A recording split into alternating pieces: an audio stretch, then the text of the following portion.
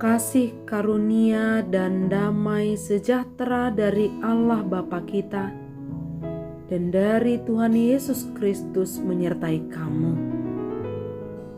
Firman Tuhan pada hari ini tertulis dalam Mazmur pasal 32 ayat 5. Dosaku kuberitahukan kepadamu, dan kesalahanku tidaklah kusembunyikan.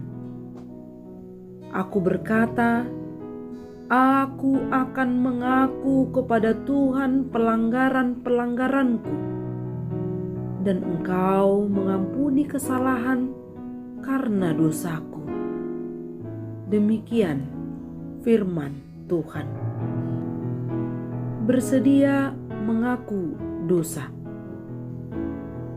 Tak banyak orang yang mudah untuk mengaku, tak banyak orang mudah untuk mengakui kekurangan atau kesalahan yang ia perbuat. Tentunya ia akan merasa malu bila ia akan mengakui dengan jujur tentang kekurangan, kesalahan, dan bahkan dosa yang ia perbuat. Namun bila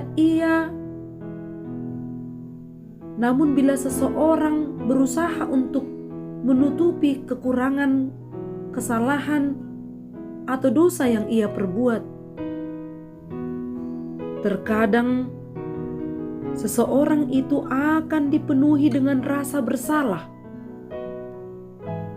dan sering membuat sulit untuk bangkit karena dianggap tidak dapat memaafkan diri, bahkan cenderung untuk membenci diri sendiri. lama-kelamaan seseorang itu akan merasa kesakitan secara batinnya, baik jasmani maupun rohaninya. Namun Tuhan tidak akan membiarkan setiap orang tenggelam karena perasaan bersalah. Allah mengarahkan dan menuntun kehidupan setiap orang untuk menyadari bahwa pengampunan dari Tuhan itu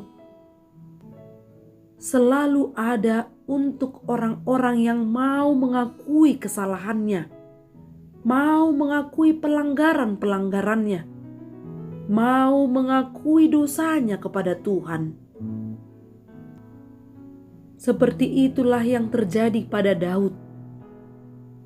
Di puncak kejayaannya, ternyata ia melakukan dosa yang keji sebab telah berzina dengan istri Uria dan dengan sengaja membiarkan Uria terbunuh di medan pertempuran agar ia dapat memperistri Batseba. Daud patut bersyukur. Tuhan begitu bermurah hati kepadanya. Tuhan memakai dan mengutus Nabi Nathan untuk menegur dosa Daud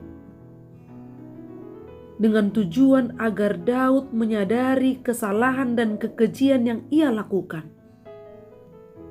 Hasilnya, Daud merasa sangat berdosa kepada Tuhan.